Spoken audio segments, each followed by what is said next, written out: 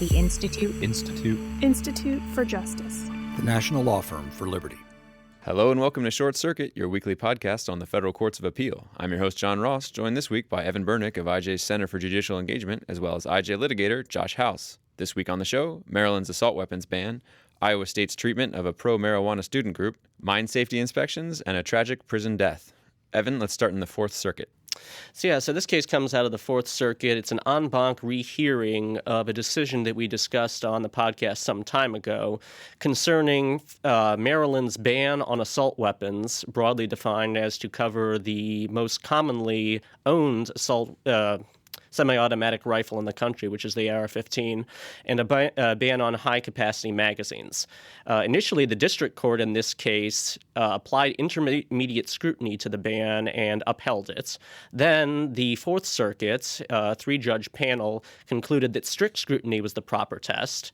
And now we have an en banc rehearing where the full court comes to the conclusion that assault weapons actually aren't, as defined by the state, are not actually covered by the Second Amendment at all. You have no right to own or operate them, and therefore they merit no constitutional protection whatsoever. In the alternative, if they were protected by the Constitution, they would be subject to intermediate scrutiny and upheld. The decision is really a striking one. It's an important one. This is actually the first federal circuit court that's categorically said assault weapons are not protected by the Constitution. And I think it is a profoundly wrong decision in a number of different ways, which we can get into shortly. Josh, we always put assault weapons in scare quotes. What exactly is an assault weapon?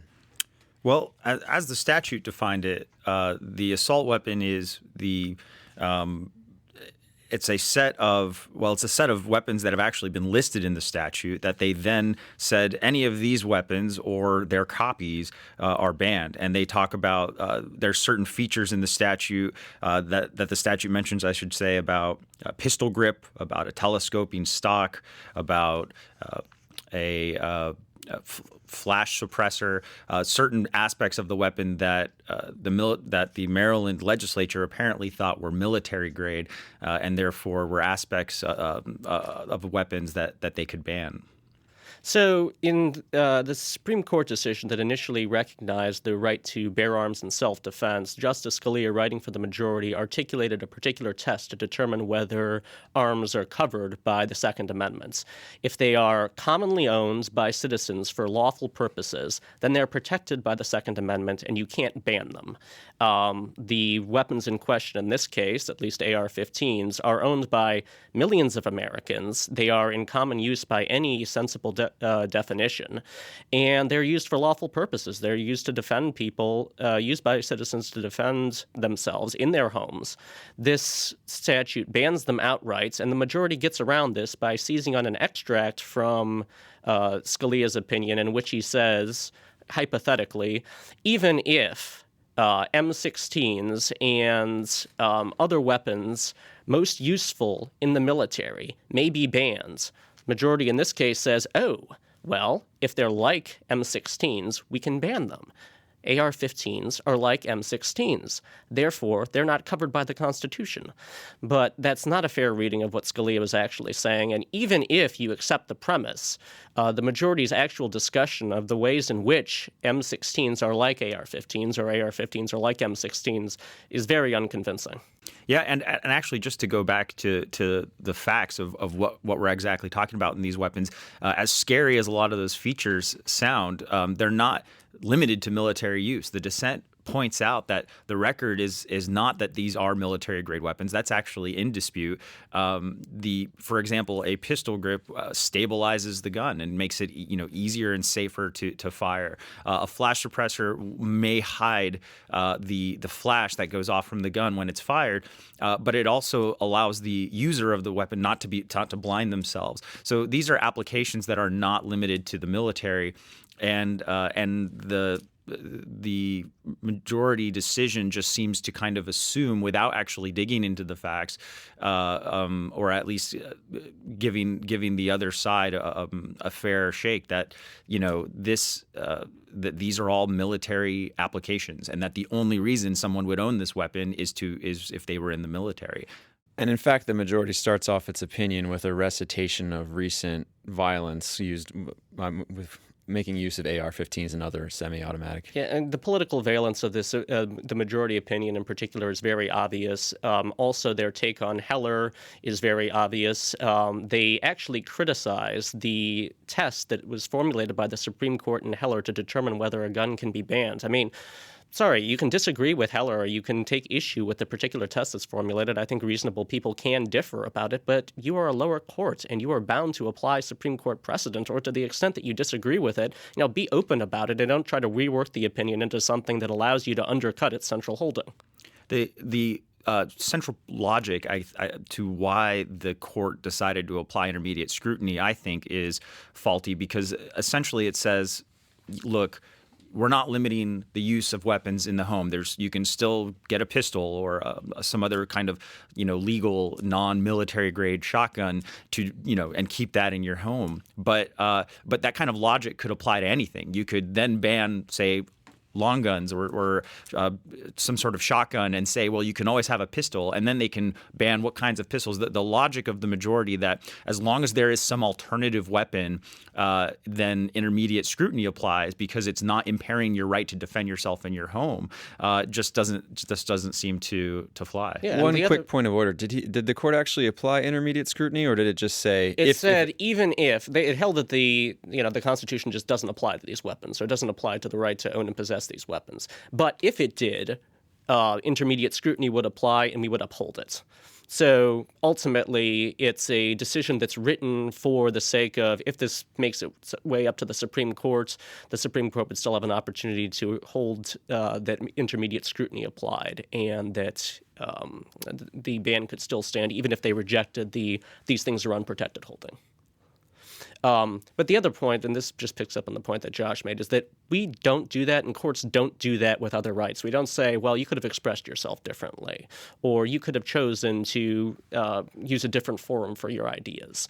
And therefore, there's not a First Amendment violation. You're free to speak, just not in this particular way, at this particular time, in this particular place. But this is a different kind of logic that the court is applying in this particular context. I would say that, under Heller, if a weapon is commonly used for lawful purposes, Heller stands for the proposition that you simply cannot ban it. You can regulate it. In the context of the amount of magazine, the amount of bullets that you can have in a magazine, you can limit that in certain ways, but you can't just ban a weapon outright. So I would say, the dissent actually applies strict scrutiny. I would say flat ban doesn't work. Period. End of story under Heller. But if there was ever a decision from a federal court of appeal concerning assault weapons that's poised for Supreme Court rehearing, it's this one, because I think it essentially thumbs its nose at Heller. And this isn't the first circuit court to deal with this issue, is it?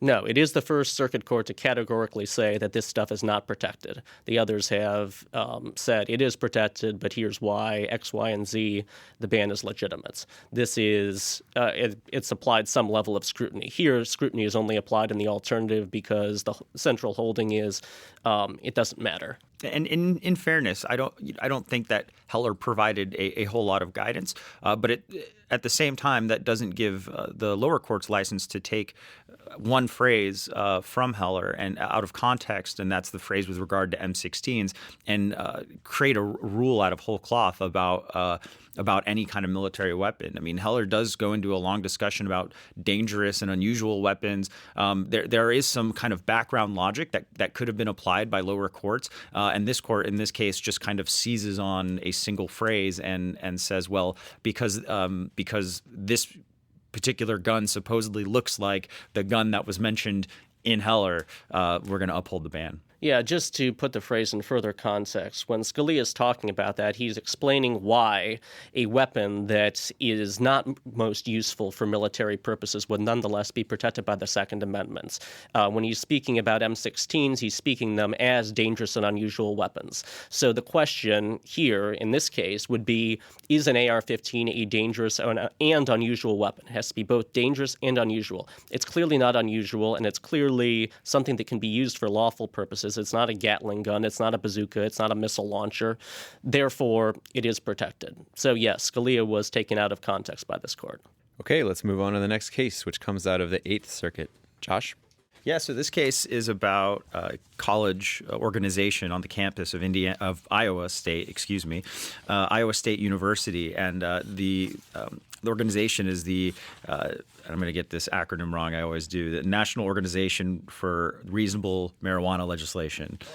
And so NORML, as they're more popularly known, and NORML came out with wanted to produce a T-shirt, and the T-shirt used Iowa State's logo, and as is required by Iowa State, in order to use its trademark, everything has to kind of go through a university trademark office.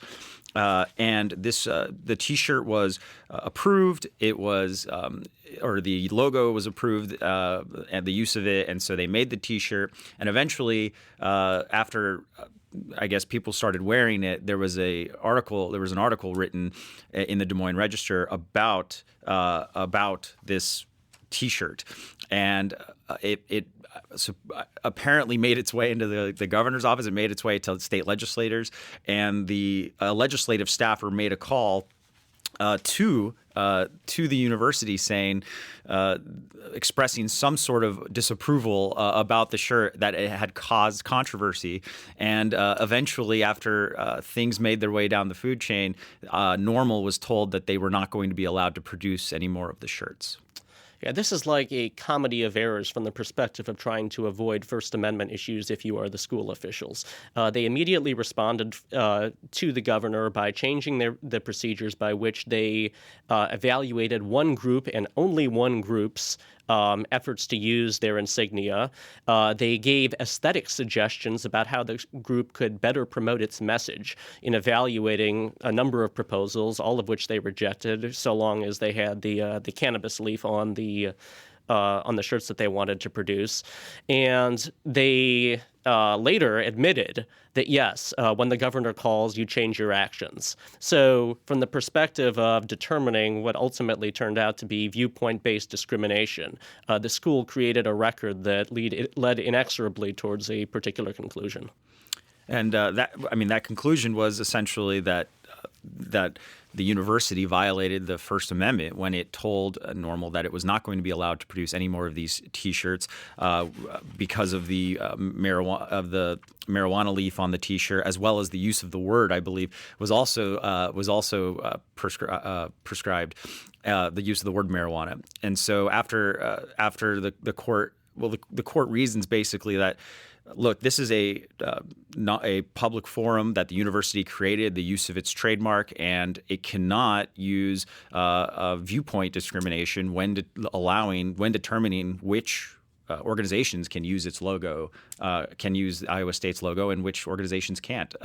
It has to be a viewpoint neutral standard that applies to approving these trademarks. Yeah, just one other point. The school makes a very desperate defense towards the end of the opinion it's discussed to pass this off as government speech. There is a general exception to the First Amendment, I would call it, in the context of government-approved speech. If the government wants to speak, it can exclude competing messages and exert a great deal of control over their content. But when you have hundreds of student groups that are seeking your approval, and you are approving those groups, and they have a bunch of different views, and you only start asserting this claim that no, all of this speech that comes through that uses our insignia is government-approved speech and reflects our message in the context of a single group that wants to promote marijuana legalization, it just looks a little bit implausible.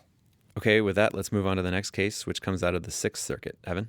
Yeah, this case involves a federal agency's attempt to regulate, as a coal or other mine, a company that makes mining equipment and repairs mining equipment, but does not actually operate a mine and is not connected to a mine in any significant way. The Federal Mine Health and Safety Administration visited and issued several citations to this company for the violation of a number of things, and the company challenged the jurisdiction of this agency to even regulate it in the first place, saying, look, this is something that the Occupational Safety and Health Administration should do, OSHA should do, but you don't have any jurisdiction to regulate us. And it all turns on a nitty-gritty issue of statutory interpretation. The agency said, look, there in the definitional section of the relevant statutes, it says coal or other mine includes equipment. Therefore, we can regulate you. And this case, that interpretation was actually upheld by an administrative law judge in a district court. Then it's made its way to the Sixth Circuit, where in an engaged example of statutory interpretation, Judge Sutton came to the opposite conclusion, said the mining administration did not have any jurisdiction over this company. Yeah, I mean, this case is great because Judge Sutton actually gets into the nitty-gritty of the statute. He pulls out, for example, all of the surrounding text in this section that grants the authority to the agency to regulate mines, and says, look, this all has to do about location. All the surrounding text is related to mines or things around mines. He points out that the statute's actually written as if somebody showed up to the mine, looked at all the equipment and everything around it, and just kind of wrote down everything that was visible. But it's all location based, and so applying the kind of the canon of statutory construction that words like things go together. Judge Sutton essentially says, look, if everything in this part of the statute has to do with location, then we should interpret this section at issue to have to do with a mine location, a location of a functioning mine, and not to do with just wherever mining equipment might be bought or sold. Yeah, and that sounds like common sense. Text needs to be understood in context, not isolated and interpreted in a way that's conducive to the agency's regulatory program. But what's striking about this case is that Judge Sutton is applying something called Chevron deference, according to which judges are to defer to reasonable agency interpretations of statutes that they're administering under certain conditions. Judge Sutton makes the most of the reasonable part of that by situating the text in context, noting all the things that Josh just mentioned, noting that there is a separate provision that guides the supervision and the regulation of mining equipment as distinct from coal or other mine locations themselves, comes to the conclusion that the agency's interpretation is not reasonable. So this is an example of a judge applying a generally deferential doctrine in a way that takes some of the hard edges off of that deference in an entirely legitimate way. Reasonable means reasonable, context sensitive, but it's not something that you always see from judges who are applying Chevron deference, and it's comforting to see this. And Judge Sutton has some strong words for the government lawyers in this case, where he says, if you're going to make a Chevron argument, I think is what he refers to it, then it has to be within a reasonable interpretation of the statute. That's what Chevron asks, and he I think he points out that agencies, I think, have come to rely on Chevron deference as a way of argumentation, as a way of expanding their regulatory authority, and they just kind of assume that it's always going to cut their way. And Judge Sutton, I think, kind of puts the government attorneys on notice that, look, the Chevron deference is not we always interpret it the way that the agency wants. Chevron deference is, within a reasonable interpretation of the statute, but there's still, the court has a lot of work to do in terms of what the interpretation of the statute is and was the agency's reasonable. Yeah, one fun little thing I found about this case is that, in the course of statutory construction, Sutton draws upon the work of Justice Scalia and his work on statutory interpretation. Scalia championed Chevron deference more than any justice on the court and did more to ensure its advance. I think that that's unfortunate, but when Scalia applied Chevron, he did so in a decidedly non-deferential way because of his very rigorous view of statutory construction and his textualism. He didn't just take words in isolation. He situated them in context. He looked to all of the relevant provisions, and in his administrative law cases in which he applied Chevron, he was not particularly deferential. So Sutton, by drawing upon him and through the analysis that he performed, did honor to Scalia's memory. Okay, with that, let's move on to the final case. Josh. Yeah, so this case is Glisson versus the Indiana Department of Corrections, and it involves an inmate who essentially starved to death in prison. He was found sitting up with his neck brace off, and he was not receiving treatment for a variety of illnesses that had actually been following him around since almost 15 years ago. The suit was brought by his family against the private prison contractor, alleging a Section 1983 violation, basically that his rights were rights were violated by a lack of proper medical treatment while he was in prison. So this case actually is an en banc reconsideration of a case we talked about last year on the podcast, and the dissent from the panel decision became the majority in this en banc ruling. And the court essentially says that, look, you're allowed to bring a 1983 lawsuit, Section 1983 lawsuit, against a private prison contractor for the death of your family member, if the inmate's rights were violated, and the question should be whether or not there was a policy in place that violated the inmate's rights. The question isn't necessarily whether there was a long pattern or history of rights violations within this prison system. It's just was this inmate's rights violated, and the court goes to some discussion about that. Yeah, so the original panel opinion was focused on the fact that Glisson, that's the name of the individual who died, claims that the prison was deliberately indifferent to his needs, and came to the conclusion that in order to prove deliberate indifference and thus an Eighth Amendment violation, you had to have a series of incidents such that you could say that there was an official policy in place that caused that individual's death.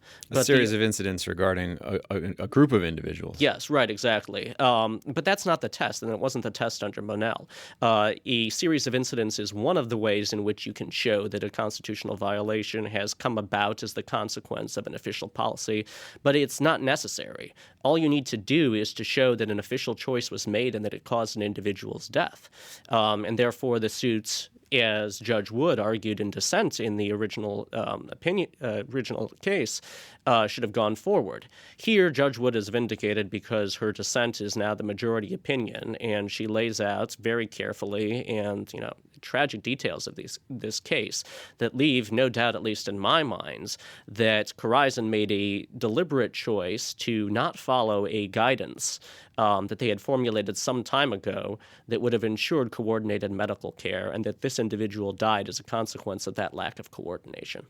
Yeah, the court really stresses the fact that the lack of a policy is the same as having a policy. And what's at issue in this case is a set of guidelines that were issued by the Indiana Department of Corrections for chronically ill inmates, and the coordinated medical care that needs to happen in order to properly treat them. And so the dissent talks a lot about the fact that not having a set of guidelines is not these guidelines are not enshrined by the Constitution. But the majority responds by saying, look, the lack of a policy is the same as having a policy. And if the lack of a policy was an Eighth Amendment violation because it was foreseeable that not having this policy would lead to inmate death, then the suit should go forward. And really, that's just what this case is about: is can the family get into court in the first place to try to vindicate their relative's death? Yeah, that's right. This decision just means that this case will now go to trial. Right. This is not a decision that there was an Eighth Amendment violation, but it is important to pick up on the point that Josh just made. The dissent is fixated on the idea that the majority is enshrining the particular policy that this private provider had as a constitutional requirement requirement because its absence supposedly allows an Eighth Amendment claim to go forward. But that's not what the majority is saying. The majority is saying, look, the fact that you had this policy in place that recognized the value of having coordinated care and then did not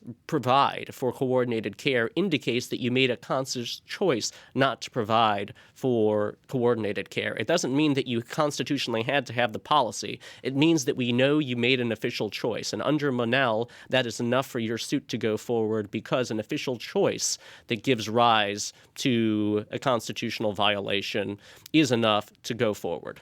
And when parsing the various applicable Supreme Court precedents, the dissent talks about, the fact that there are hypothetically some situations in which you don't need to show a pattern or practice, a series of events. But it doesn't actually say what would fit exactly within that. And I think essentially the majority believes that, well, if there is any case where you don't need a pattern of incidents to prove an Eighth Amendment violation, this would probably be that case. But the dissent seems fixated that in order to prove any sort of causation, to show that there was actually a policy being implemented, that you have to show multiple events occurring from that policy implementation. And I just think at base the majority thinks of this case as one of the exceptional cases within the dissent analysis. Just this is one of the exceptional cases where you don't. But again, the dissent doesn't really provide any guidance for what it thinks would meet the standard if there were only one violation to come from a policy or practice implemented by the government. Yeah, so this is it's a tragic case, but it is ultimately an example of an engaged dissent being vindicated and it becoming an engaged majority opinion that is now the controlling precedent on points within the Seventh Circuit. And that is a result that should be celebrated. Okay, that concludes the show. Thanks for tuning in. Until next time, this is John Ross from the Institute for Justice, exhorting you to get engaged.